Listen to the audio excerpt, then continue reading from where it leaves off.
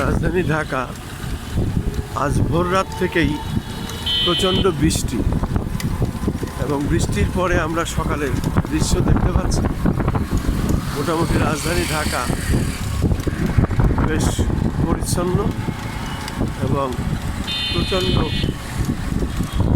বৃষ্টিতে মানুষের বেশ ঠান্ডা আবহাওয়া এবং মানুষ ঠান্ডাতে অনেকটা স্বস্তি বোধ করছে, যেহেতু বেশ কিছুদিন ছিল প্রচণ্ড দাবদাহা। এই প্রচণ্ড গরমে মানুষ অনেকটাই অসহায়ত্ব বোধ করত। তাই বেশ কিছুদিন ধরে এই দাবদাহা বন্ধের পরে এখন আবার ঠান্ডা আবহাওয়া এবং মাঝে মধ্যেই বৃষ্টি হচ্ছে।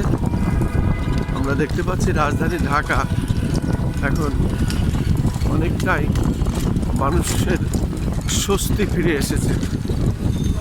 ঠিক তেমনই ঢাকার দৃশ্য আমরা দেখতে পাচ্ছি।